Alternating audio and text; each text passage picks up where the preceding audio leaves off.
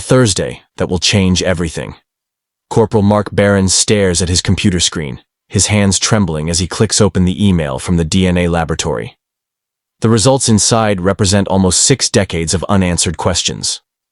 The statistical probability is almost impossible to comprehend. 1 in 480 septillion. Here's what that means.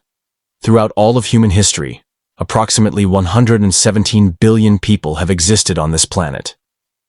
To locate another individual with this identical genetic profile, you'd need to search the entire populations of 4 million Earth-sized planets. But here's what will keep you up at night. The killer died 42 years ago. On that bitter cold morning in March 1964, when he took the life of 9-year-old Maurice Ann Zvanchik. He was living a mere 6 blocks from her family's home in Hazleton, Pennsylvania. Years later, he'd moved to a location where he could look out his window and see where she was buried. Across 58 years of exhaustive investigation, thousands of documented pages, countless interviews, his name never once appeared in any file. The question that haunted investigators: how does a teenage college student with nothing but a laptop finally identify a killer who carried his darkest secret into the grave? This is Cold Files. Today I'm bringing you one of the oldest solved cold cases in American history, cracked through DNA technology. You're about to hear the story of a Pennsylvania coal town that lost its sense of safety in a single day. A family who never stopped believing justice would come. And the moment when cutting-edge science reached decades into the past to give a murdered child the justice she'd been waiting for. If stories about justice that refuses to quit resonate with you, go ahead and subscribe to Cold Files right now. Turn on those notifications because this investigation spans multiple generations, and you'll want to see how every single piece finally comes together. Let's dive in. March 18th, 1964. Wednesday morning in Hazleton, Pennsylvania. The temperature has dropped to brutal levels. The kind of cold that cuts right through your coat and makes your bones ache. Inside the Zvanchik household on Alter Street, 9-year-old Maurice is already awake, her mind racing with excitement. The following day marks the Feast of St. Joseph, an important celebration at her Catholic school. She'd spent the previous evening choosing special canned goods from her father's neighborhood market to present to her teacher, Sister Josephine. She'd selected pears and beets with such care, so proud of her choices. Maurice was barely 55 pounds, all sweetness and light. Her dark hair framed bright blue eyes that seemed to sparkle. Everyone who knew her described her the same way, genuinely kind, the sort of child who worried about others before thinking of herself. She harbored dreams of entering the convent someday.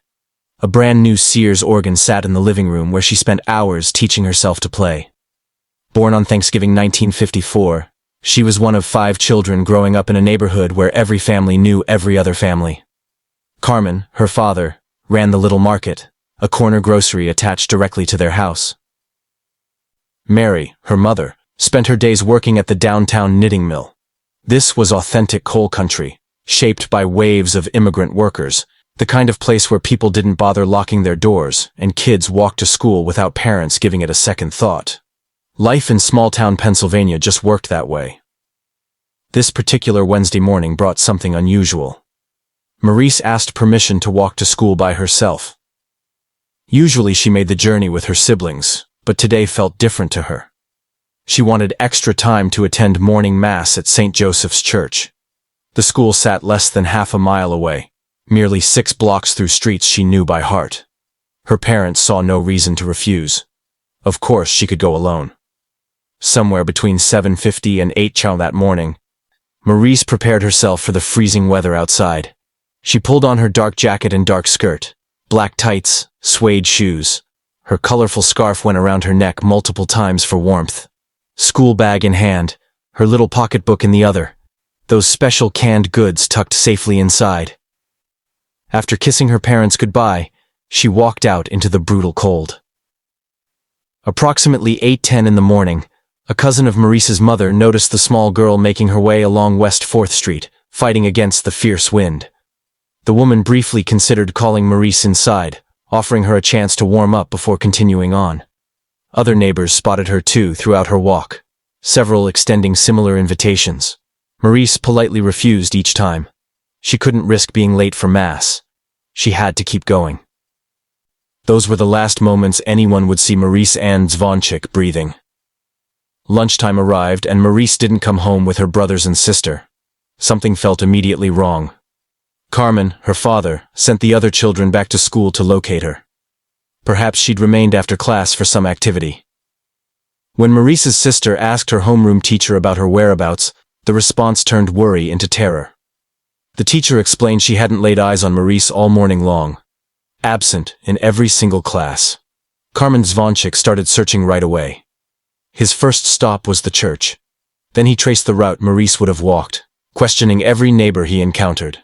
One woman's face went completely pale when he told her he was searching for his daughter. Her trembling voice delivered words that would echo through decades. If you're looking for the little girl, someone already found her. 3 miles from where the Zvonchiks lived, an abandoned coal stripping pit sat in Hazel Township.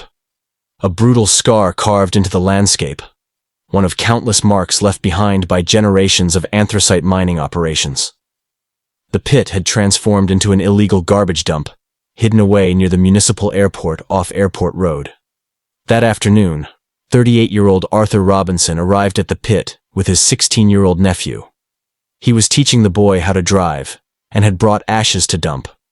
When Robinson looked down into the pit, something approximately 25 feet below caught his eye among the scattered trash. His first thought was that someone had thrown away a large doll. Moving to get a better view, the awful truth crashed over him. Robinson drove straight to a phone and contacted Pennsylvania State Police. Officers arrived in minutes. Priests from St. Joseph's Church arrived as well. During this era, clergy commonly appeared at death scenes to perform last rites, a Catholic ritual for the dying. One priest looked down at the small body, and all color drained from his face. He recognized her right away. What police discovered at that scene is going to be hard to hear. I need to tell you about it though, because understanding the brutality gives us insight into who did this.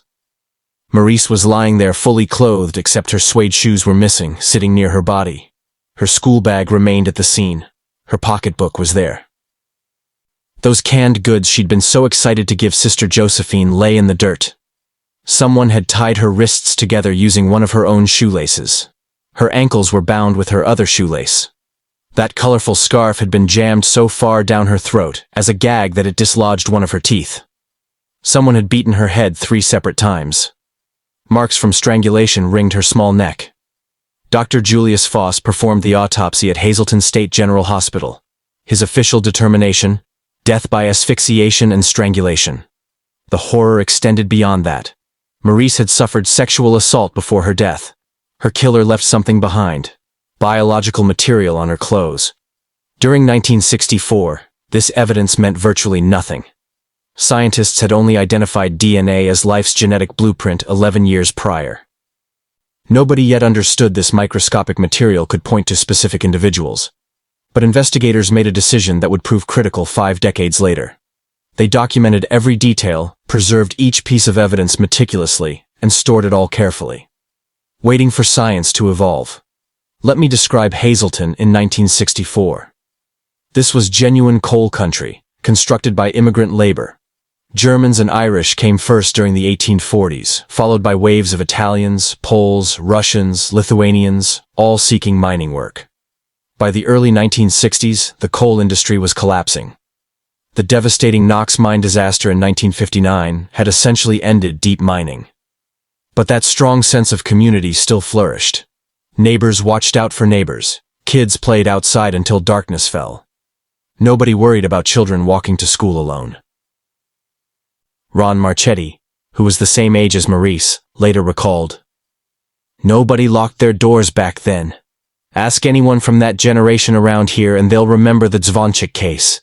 It transformed everything." Jake Ripa, a jeweler living nearby, described the instant shift. Childhood innocence disappeared overnight. Kids suddenly couldn't walk anywhere alone. Parents immediately became protective about everything. Mayor Joseph Conahan, whose own kids played with the Zvonchik children, issued a statement. "Yesterday's terrible crime reminds us all that evil exists everywhere. These heinous acts can happen in our community. Doors that had never needed locks suddenly got deadbolts installed. Children who'd wandered freely now required constant supervision. That fundamental assumption of safety defining small-town American life vanished in 24 hours. The funeral overwhelmed the church's capacity. Lines for the viewing extended outside the funeral home.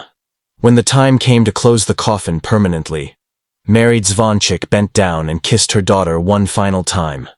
No mother should have to bury her child.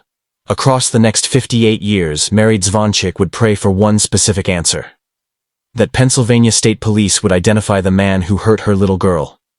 If you're watching and thinking about families still living with unsolved cases, help me out with a quick like right now. It pushes YouTube's algorithm to recommend this video to others. More people understanding how these cases get solved means more pressure to keep investigating the ones still open. Let's keep going. Pennsylvania State Police committed every available resource to this investigation. Teams worked 20-hour shifts, 7 days weekly, never taking a single day off between March and mid-July 1964. 4 consecutive months of non-stop investigation. Hundreds of people were interviewed. Everything went into reports that would eventually surpass 6,000 pages. Most critically, every single piece of physical evidence was preserved with exceptional care. That choice would ultimately become the most crucial decision anyone made throughout this entire case. Forensic science in 1964 was incredibly limited compared to today.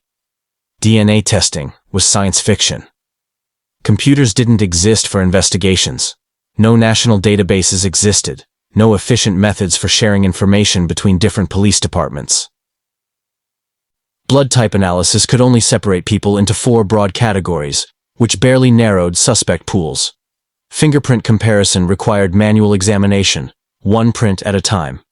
Without DNA technology, and without witnesses who could identify the perpetrator, investigators were essentially operating blind.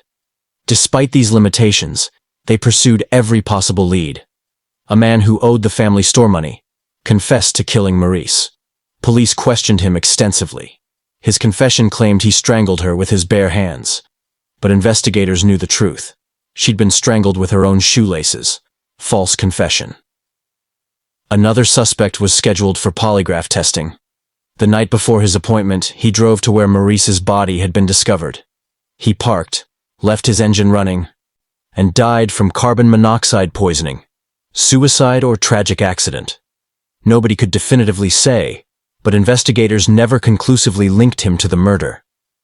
Police even explored potential connections to similar crimes, including the 1962 strangulation murder of 9-year-old Carol Ann Doherty in Bristol, Pennsylvania, found dead in a church.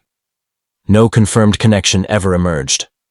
The original investigation team was skilled and thorough. They asked intelligent questions. They followed solid investigative leads, but one massive obstacle stood in their way. The killer's name never surfaced, not in any interview, not through any tip, not from any witness. He remained completely invisible throughout the entire investigation. Across the following 58 years, over 230 Pennsylvania State Police members would touch this case. Annual file reviews occurred like clockwork. Monthly contact with the Dzwonczyk family continued throughout the decades. Every anniversary of Maurice's death, investigators would pause to remember her. Another year without resolution. But the file never closed. Mary Dzwonczyk, Maurice's mother, preserved every sympathy card and letter that arrived after her daughter's death. Not a single one was discarded. She'd tell family members she felt blessed to have had Maurice for 9 years, despite losing her so young. Ron Dzwonczyk, Maurice's oldest brother, remembered something specific about family gatherings. At every Sunday dinner, every holiday celebration, his mother concluded the prayer identically. Please help Pennsylvania State Police identify the man who hurt my daughter. The same prayer, year after year after year. Over time, Mary found a way to forgive. She forgave the nameless man who murdered her daughter, even while never learning his identity. Mary Dzwonczyk passed away in 2014, precisely 50 years after losing Maurice. She died never knowing. Carmen, her husband, had died years before. Both parents entered their graves without ever learning who killed their little girl. The 4 surviving siblings lived their entire adult lives carrying the burden of their sister's unsolved murder. But hope never completely died because Pennsylvania State Police had given them a promise. We will never stop searching. 43 years after the murder, technology finally advanced far enough to matter. Pennsylvania State Police DNA Laboratory successfully extracted a suspect DNA profile from the biological evidence recovered from Marissa's clothing. Consider that timeline for a moment. 43 years after investigators carefully preserved that evidence, scientists finally possessed the technological capability to develop a usable genetic profile from it. They immediately created DNA profiles for every original suspect from 1964 and submitted them for testing. 0 matches. Not a single one. Every original suspect was eliminated. The actual killer had never even been on their radar. The killer's DNA profile entered CODIS, the Combined DNA Index System, a massive national database containing genetic profiles from convicted criminals and people who've been arrested. For 12 straight years, that profile was automatically compared monthly against every new entry. Nothing. Nothing, nothing, nothing, nothing, nothing, nothing, nothing, nothing, nothing, nothing, nothing, nothing. Why no results? Because the killer died in 1980, years before DNA collection became routine practice for arrests and convictions. His genetic information existed in no criminal database anywhere. The case went cold once more. Then in 2018, Pennsylvania State Police tried a completely different approach. They formed a partnership with Parabon Nanolabs, a Virginia-based company specializing in genetic genealogy. This wasn't conventional forensic DNA testing. This represented something genuinely revolutionary. March 20th, 2019. Police publicly unveiled composite images generated by Parabon's forensic DNA phenotyping system. Through advanced algorithms, the technology studied the killer's DNA to predict physical characteristics: European ancestry, dark brown hair, blue or green eyes, fair skin with possible freckling. The composites displayed what the suspect would have appeared like at ages 25, 40, and 60. Maybe someone would recognize those features. The genuine breakthrough came through genetic genealogy, though. During 2019, Parabon uploaded the killer's DNA profile to GEDmatch, a public genealogy database. This was fundamentally different from CODIS. CODIS only holds convicted criminals and arrestees. GEDmatch contains DNA uploaded by ordinary citizens researching their family history, searching for biological relatives, constructing family trees. The upload produced a match, a distant relative, roughly a sixth cousin. The genetic connection measured 53 centimorgans. That might not sound impressive because, frankly, it wasn't much. Picture trying to locate one specific person by tracing a single thread backward through 6 generations of complex family history. But it was something, and someone was about to follow that thread. Before I tell you about the teenager who unraveled this mystery, let me ask something. Have you subscribed to Cold Files yet? We examine cases that stayed unsolved for decades until breakthrough moments arrived. Click that subscribe button and activate notifications so you never miss how justice eventually catches up to killers who believed they'd escaped forever. Now let me introduce Eric Schubert, February 2020. Eric Schubert is 18 years old, a college freshman at Elizabethtown College in Pennsylvania studying history. Originally from Medford Lakes, New Jersey. Here's what makes him unique. He's been conducting genealogy research since age 8. A full decade of experience constructing family trees. His fascination began after learning his grandmother was adopted. That family mystery ignited something in him. He became obsessed with genealogy, developed genuine expertise. By 18, he'd already assisted police departments near Philadelphia and Chicago in solving cold cases through genetic genealogy. He'd even launched his own business, ES Genealogy. One evening in February 2020, he's browsing articles about Pennsylvania cold cases online. Hazleton sits roughly 80 miles from his campus. When he discovers an article about Maurice Ann Zvonchik's case, specifically the composite images Parabon released the year before, something clicks. He can't stop thinking about it. He does something most teenagers would never attempt. He composes an email to Pennsylvania State Police, simply reaching out to mention he believes he understands genetic genealogy, and if he wouldn't be interfering, he'd gladly help. Years later, Schubert remembered, "I honestly didn't expect that to work, but it did, and I'm incredibly grateful." Lieutenant Devin Brutowski receives that email. Some 18-year-old kid offering assistance on a 56-year-old murder. Most law enforcement agencies would delete it immediately. But Brutowski investigates. He discovers the previous cold cases Schubert helped resolve. He reviews the credentials. He recognizes this falls outside traditional police work, but he decides to take the chance. They accept his offer. Schubert agrees to work without compensation. He receives access to partial case files containing the suspect's DNA information and a list of potential matches from GED Match. His mission: construct family trees from distant DNA matches to identify the killer through genealogical research. His starting position? Roughly 2,000 people who might share ancestors with whoever committed this crime, plus that 53 centimorgan match representing a sixth cousin relationship. Imagine trying to pinpoint one specific individual in a crowd of 2,000 people. Your only information is that someone in that crowd shares a great-great-great-great-grandparent with the person you're hunting. That's Eric Schubert's challenge. Throughout the remainder of 2020 and all of 2021, Schubert dedicates himself to the work. He invests up to 20 hours weekly constructing family trees, analyzing distant genetic matches, constantly asking investigators to acquire additional DNA samples for testing from potential relatives.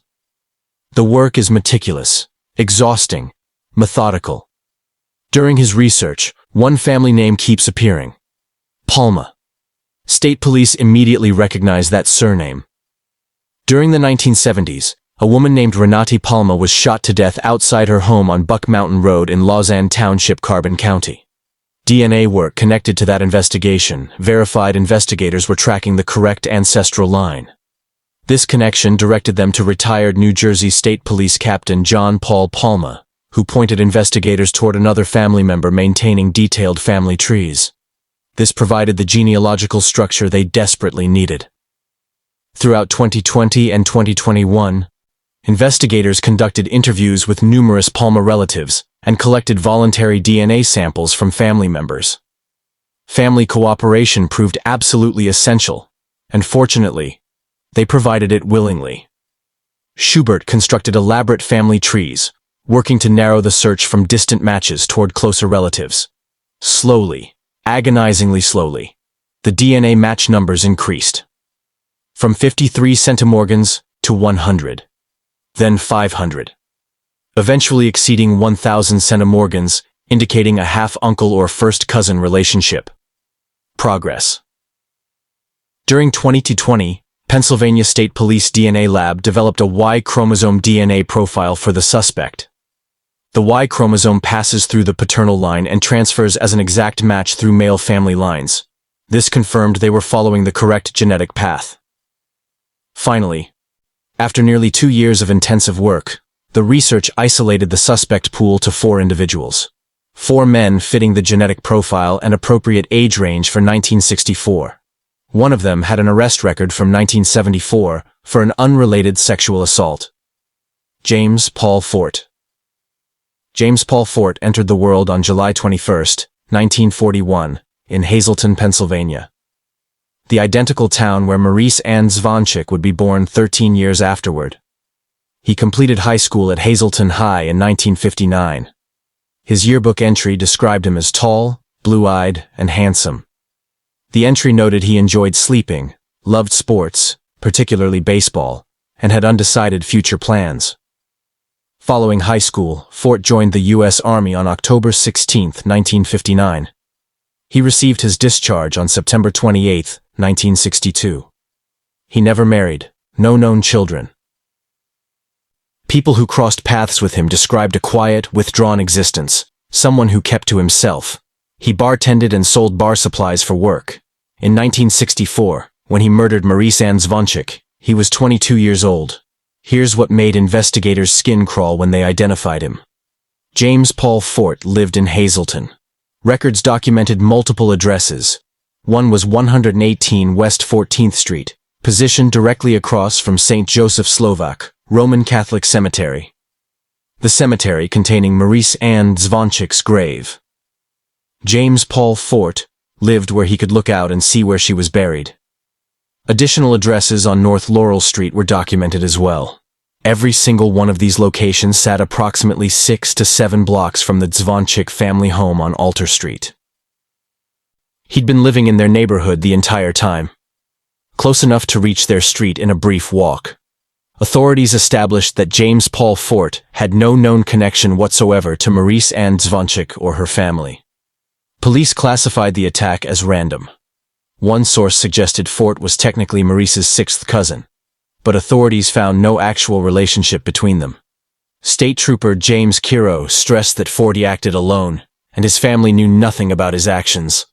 Corporal Mark Barron, serving as lead investigator by this point, reviewed all roughly 5,000 pages of investigation documentation. "I've read every page," he stated. "He's not there." Fort's name appears nowhere throughout investigation files compiled across 58 years. Never interviewed, never considered suspicious. Completely invisible throughout the investigation, until genetic genealogy located him. But investigators discovered something else about James Paul Fort. Something that removed any remaining doubt they had the right man. 10 years after murdering Maurice Ann Dzwonczyk, he attacked again. Not murder this time, but nearly. April 3rd, 1974. 4 in the morning, a 23-year-old woman accompanied Fort to the Capri Lounge on Alter and 2nd Streets. She was visiting a friend. When they departed, Fort offered to drive her home. Instead, he drove to Stockton Mountain Road in Hazel Township and brutally attacked her. The victim suffered sexual assault in what investigators subsequently described as an exceptionally violent attack. When a truck stopped behind Fort's vehicle, he panicked and drove away. He eventually abandoned the woman on West Broad and Vine Streets. She walked home, contacted friends and police, and went to the hospital for treatment. Police executed a search warrant on Fort's vehicle. They recovered hair samples from the front seat and mud samples proving the car had been driven in the area where the assault occurred. April 13th, 1974. Pennsylvania State Police Trooper James Gibb charged James Paul Fort with involuntary deviant sexual intercourse, indecent assault, and aggravated assault. Fort posted $5,000 bail and walked free. Then something occurred that should enrage every person watching this. September 18th, 1974. Fort pleaded guilty to aggravated assault exclusively. Prosecutors dropped the sexual assault and indecent assault charges. October 2nd, 1974. A judge sentenced James Paul Fort to 1-year special probation supervised by Pennsylvania Probation and Parole. He was ordered to cover the victim's hospital expenses. 0 prison time, no meaningful consequences. A violent sexual predator remained free. Let me connect these dots for you.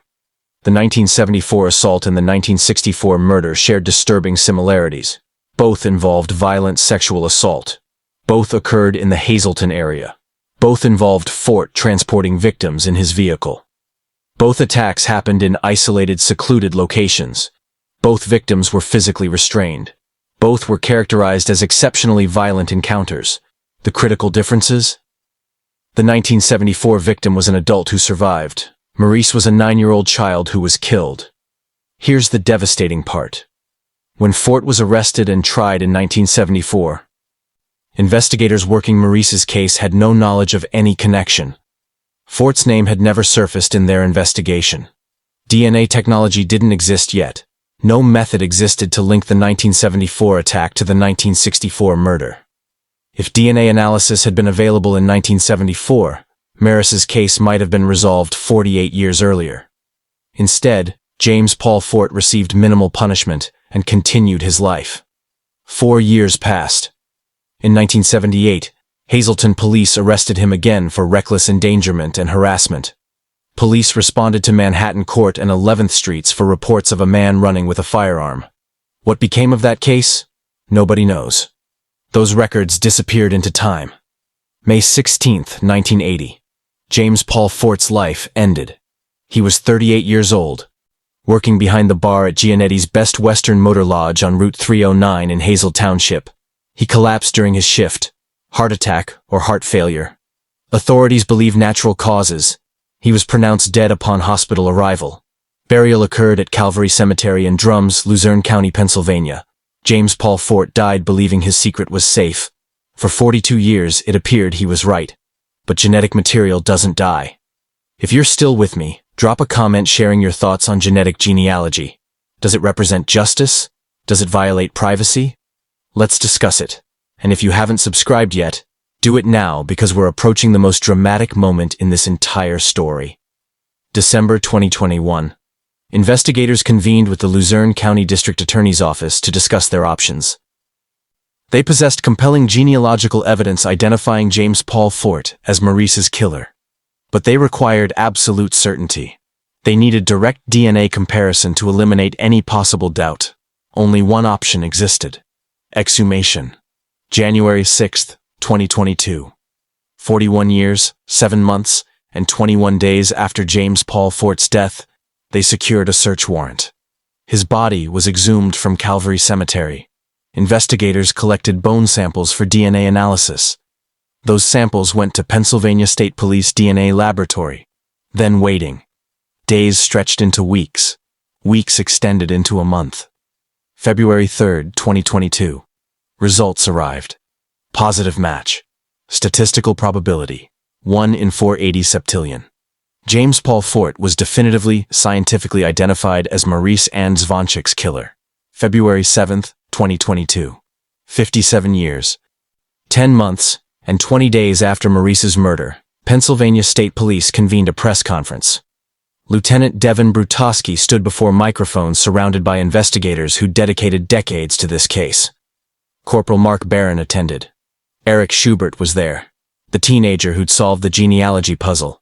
Most significantly, members of the Zvonchik family were present: Ron, Carmen Marie, Barry, and David.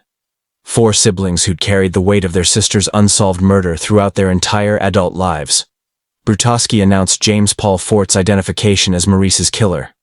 He explained the genealogical investigation process, the exhumation, the DNA confirmation. He thanked Eric Schubert for his remarkable work. And he acknowledged what everyone felt. Justice delayed can feel like justice denied. But sometimes justice arrives regardless. Ron Zvonchik, Maurice's oldest brother, addressed reporters that day. He was 74. He'd been 16 when his sister was killed. "My mother prayed every single Sunday for this answer," he said, emotion thick in his voice. "She prayed at every holiday gathering. I wish she were alive to know. I wish both my parents could know." Carmen Marie Zvonchik Duffy, Maurice's sister, added, "We never abandoned hope. Pennsylvania State Police never abandoned us. They honored their promise." Lieutenant Brutowski said something that day that resonated with everyone present. "We want families dealing with cold cases to understand we never forget. We never stop working these investigations. Technology evolves, science advances, and we're constantly searching for new ways to deliver answers." Eric Schubert, the college student who broke the case, remained characteristically humble. "I'm simply happy I could contribute," he said. "This was about Maurice and her family. They waited so incredibly long." Pennsylvania Attorney General Josh Shapiro released a statement. "Today, we can finally speak the name of the monster who took Maurice Ann Zvonchik from her family. Justice possesses a long memory, and we will never cease fighting for victims and their families, regardless of time past." Hazleton reacted with mixed emotions. Relief that resolution finally came. Sadness that 58 years were required. Sadness that Mary and Carmen Zvonchik never received the answer to the question haunting them for half a century. Jake Ripa, the local jeweler who remembered Maurice's murder, said, "My entire generation lived with this case our whole lives. Everyone from that era remembers where they were when they heard the news. I'm glad they finally identified him." Joseph Januzzi, 27 in 1964, and later Hazleton's mayor, said, "This was the case that transformed our town. We shifted from unlocked doors to locking everything in one day. I'm grateful the family finally received closure, even though it arrived too late for the parents." What lessons emerge from Maurice Ann Zvonchik's case? Several important ones. First, evidence preservation is absolutely critical. The meticulous 1964 work of investigators who carefully documented and preserved biological evidence enabled this entire resolution 58 years later. They couldn't have predicted DNA technology would eventually exist. They performed their duties properly regardless, and it mattered profoundly. Second, persistence is essential. Pennsylvania State Police never closed this file. Annual reviews occurred. Monthly family contact continued. DNA database checks happened monthly for 12 years. When new technology emerged, they embraced it immediately. They honored their promise to the Dzwonczyk family. Third, genetic genealogy is revolutionizing cold case investigations. Traditional DNA databases only contain convicted criminals. Genetic genealogy utilizes consumer DNA databases, where ordinary people upload genetic information for ancestry purposes. It can identify killers who died before DNA collection became routine. It can find suspects never arrested. It's solving cases that would otherwise remain forever cold. However, genetic genealogy raises significant ethical questions. Is it acceptable to use someone's genetic information, uploaded for ancestry research, to apprehend their criminal relatives? Where's the boundary between justice and privacy? Society continues grappling with these questions. Fourth, this case demonstrates something simultaneously terrifying and hopeful. The terrifying reality. James Paul Fort lived among them for years after murdering Maurice. He could view her grave. He maintained his life. He assaulted another woman 10 years later and faced minimal consequences.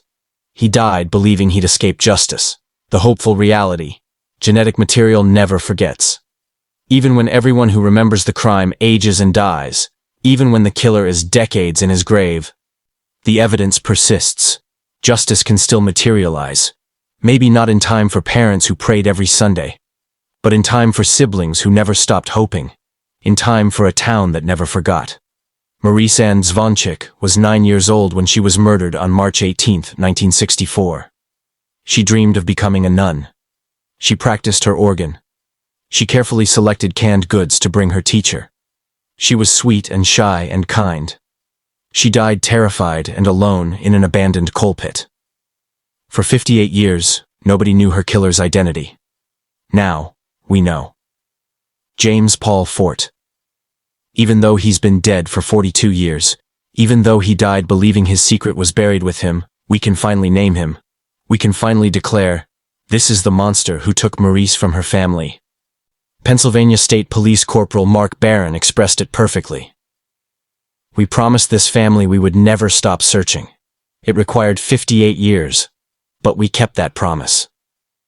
If you made it all the way through, thank you for spending this time with Maurice's story. Cases like this prove that cold doesn't mean forgotten. It simply means waiting for the right technology, the right investigator, the right moment. If you believe these stories matter, if you believe families deserve answers regardless of how long it takes, click that subscribe button right now. Hit the like button. Share this video. Comment with your thoughts on genetic genealogy and cold case investigations. This is Cold Files, and I'll see you in the next case. Remember, genetic material never forgets, even when everyone else does.